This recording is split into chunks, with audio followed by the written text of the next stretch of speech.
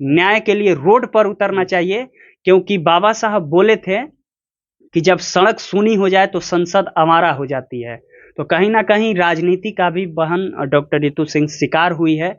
इसलिए हम पूरे मुल्क के लोगों से यह आग्रह करते हैं कि ये मुल्क में जो संविधान है ना, वो गलत हाथों में अगर चला जाता है तो कहीं ना कहीं उसका दुरुपयोग होगा। और उन्होंने कोट करते हुए बोला था कि संविधान कितना भी अच्छा क्यों ना हो, वो अंततः बुरा साबित होगा जब उसको इस्तेमाल में लाने वाले लोग बुरे होंगे, और संविधान कितना भी बुरा क्यों ना हो, वो अंततः अच्छा साबित होगा जब उसको इस्तेमाल में लाने वाले लोग अच्छे होंगे। तो वास्तव में ऐसा समझा जाता है कि दलित जानवर के समान है।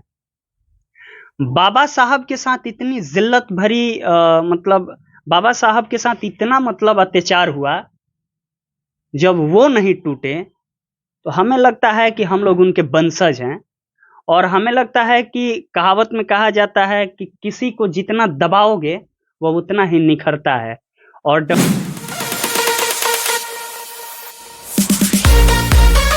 नमस्कार दोस्तों, अभी आप देख रहे हैं BSTV न्यूज। इस वक्त मेरी मौजूदगी है पटना में, और देखिए आज बात करेंगे यूनिवर्सिटी में जो जिस तरह से जातिवाद कुंठित मानसिकता वाले लोग अब आजकल प्रोफेसरों के ऊपर भी जातिवाद का जो अंकुश कहा जाता है, अंकुश लगाया जा रहा है। विचारों पे भी ताला लगाया जा रहा है। विचारों को अगर कोई फैला रहा है उस पर भी शिक्षा के माध्यम से, एजुकेशन के माध्यम से, पढ़ाई लिखाई के क्षेत्र में ताले लगाने का काम किया जा रहा है।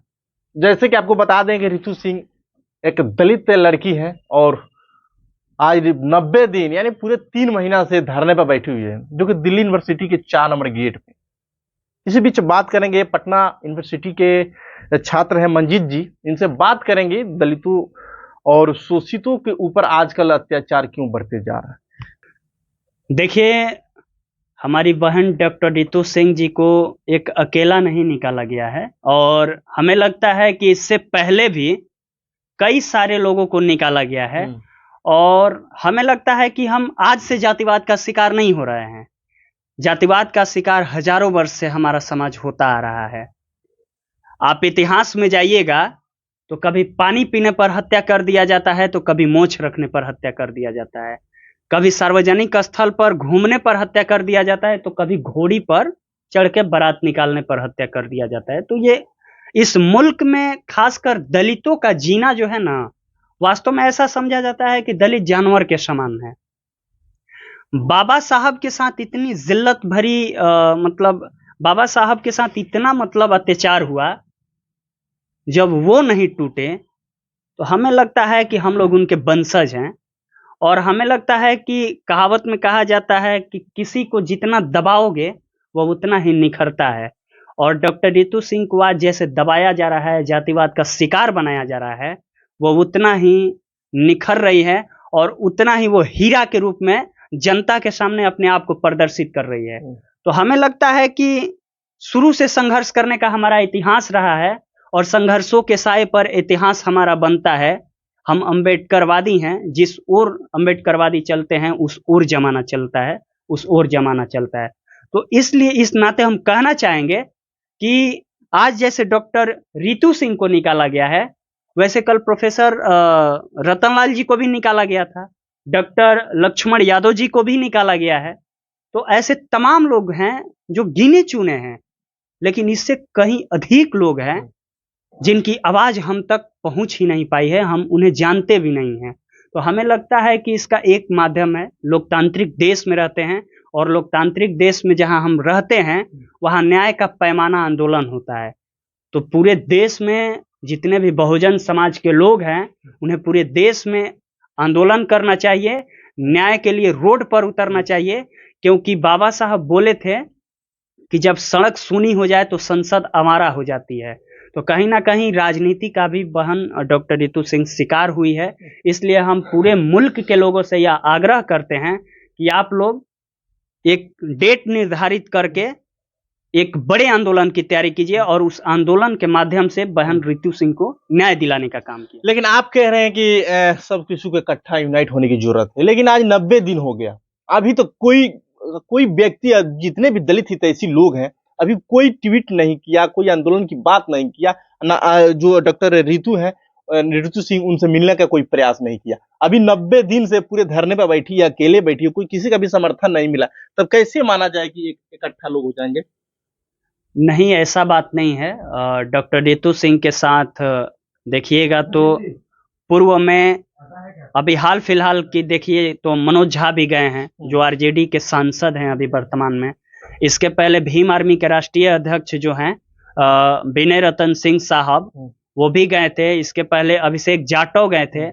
इसके पहले आप जाइएगा तो वो तमाम, अभी हाल फिलहाल का बात बोल रहे हैं, जहां जिग्नेश मेवानी जी भी गए थे, जो दलित समाज के सबसे बड़े वक्ता के तौर पर पूरे देश में जाने जाते हैं। तो हमें लगता है कि जो समझदार हैं, जो समझ रहे हैं कि यह आंदोलन महज डॉक्टर रितु सिंह का ही आंदोलन नहीं है, ये हमारा भी आंदोलन है, तो जो अभी समझ रहे हैं वो जा रहे हैं। और हमें लगता है कि कुछ ही समय बाद एक ऐसा दौर आएगा जहां हम सभी यूनाइट होंगे, इकट्ठा होंगे और बहन के लिए, न्याय के लिए आवाज उठाएंगे। Doctor Ritu Singh only for जय भीम का बात रख दी, जय भीम बोल दी उस यूनिवर्सिटी में, उसके बाद उनको बर्खास्त कर दिया गया। क्या जय भीम बोलना गुनाह है? क्या कोई हानिकारक शब्द है? देखिए, इंटरनली मैटर क्या है इसके बारे में तो मतलब हम नहीं जानते हैं, लेकिन जहां तक हम जानते हैं, यही जो आप बात बोले जय भीम बोलने की वजह से उन्हें निकाला गया है। अगर ऐसा कारण है तो कहीं ना कहीं यह संविधान की हत्या है। चूंकि संविधान के फंडामेंटल राइट्स में हमें सबसे पहले समानता का अधिकार दिया गया है, सेकंड में आइएगा तो स्वतंत्रता का अधिकार है। यानी संविधान के दायरे में रहकर आप अपनी स्वतंत्रता को व्यक्त कर सकते हैं, और हमें लगता है कि बोलने की आजादी किसी से आप नहीं छीन सकते हैं। अगर ऐसा हुआ है तो यह संविधान की हत्या है, और संविधान की हत्या आए दिन होता जा रहा है। दुर्भाग्य की बात यह है कि जो तमाम लोग हैं, जो हमारे बोलते हैं कि हम हितैषी हैं, दलित समाज के, पिछड़े समाज के, अति पिछड़े समाज के, उन्हें अब एक प्लेटफॉर्म पर, एक मंच पर आने की जरूरत है। हम यह बार बार बात क्यों दोहरा रहे हैं?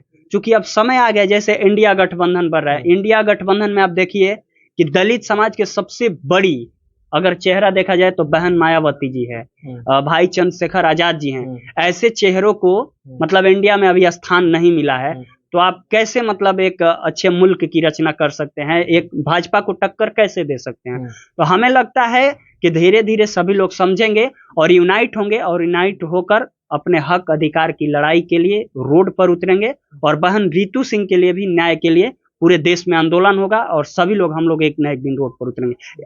आए दिन हम लोग देख रहे हैं कि अत्याचार बढ़ता जा रहा है, और हमें लगता है कि वो दिन दूर नहीं है जब हम लोग एक होकर उनके न्याय के लिए लड़ेंगे। आज भी लड़ रहे हैं, कल भी लड़ेंगे, आगे भी मतलब हम लोग लड़ेंगे। आपसे लास्ट सवाल लेंगे। अच्छी बात बताइए, शिक्षा के क्षेत्र में भी पूरा जमकर जातिवाद बढ़ना शुरू हो गया। पहले तो गांवों देहातों में हुआ करता था जातिवाद, छुआछूत, लेकिन अब बड़े बड़े लोगों के साथ जातिवाद की लोग कर रहे हैं, कुंठित मानसिकता वाले लोग। इसका क्या सुलभ है, उपाय क्या हो सकता है? देखिए, हम जिस देश में रहते हैं, यह देश एक लोकतांत्रिक देश है, और लोकतंत्र की स्थापना जब हुई थी ना, तो जो संविधान निर्माता थे वो यही सोच रहे थे कि पहले जब गुलाम भारत के नागरिक थे तो अंग्रेज जैसे मन तैसे वैसे हमको इस्तेमाल करते थे, लेकिन जब देश में संविधान लागू हुआ तो संविधान निर्माताओं ने यह सोचा कि अब देश में किसी प्रकार का जातिवाद नहीं होगा, रंग भेद नहीं होगा, क्षेत्रवाद नहीं होगा, अन्य तरह की जो भी मतलब भेदभाव होते हैं वो नहीं होगा। लेकिन दुर्भाग्य की बात है कि आज़ादी 1947 में मिली, 26 जनवरी 1950 को हमारे देश में संविधान लागू हुआ। इसके बाद भी आज भी जातिवाद का हम लोग शिकार हो रहे हैं। तो कहीं ना कहीं देखिए, हमें बाबा साहब का वह कथन याद आ रहा है। वो एक बात बोले थे कि हमारे मुल्क में जो संविधान है ना, वो गलत हाथों में अगर चला जाता है तो कहीं ना कहीं उसका दुरुपयोग होगा। और उन्होंने कोट करते हुए बोला था कि संविधान कितना भी अच्छा क्यों ना हो, वो अंततः बुरा साबित होगा जब उसको इस्तेमाल में लाने वाले लोग बुरे होंगे, और संविधान कितना भी बुरा क्यों ना हो, वो अंततः अच्छा साबित होगा जब उसको इस्तेमाल में लाने वाले लोग अच्छे होंगे।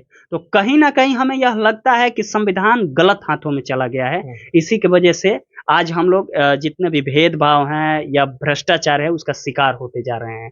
तो हमें जरूरत है एक अच्छे नेता की तलाश है, एक अच्छे वक्ता की तलाश है, एक अच्छे शिक्षक की तलाश है, और हम और आप मिलकर चुनेंगे। क्योंकि बाबा साहब वोट का जो अधिकार दिए ना, वो बहुत एक अमूल्य वो एक कीमत है।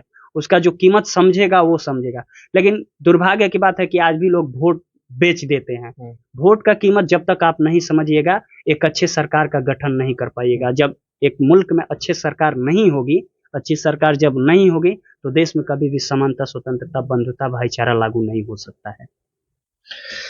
हाँ, ये थे मंजीत जी, जो कि पटना यूनिवर्सिटी के स्टूडेंट हैं, और ये अपना पूरा वक्तव्य रखे हैं, जो कि दिल्ली यूनिवर्सिटी के प्रोफेसर हैं रितु सिंह। रितु सिंह बहुजन विचारधारा रखती, लोगों का आवाज बनती है, उसके बाद आवाज उठाती है, जो कि फुले अंबेडकर विचारधारा से ताल्लुक रखती है। उनको बर्खास्त कर दिया गया। आप क्या सोचते हैं? कमेंट सेक्शन में जरूर बताइएगा।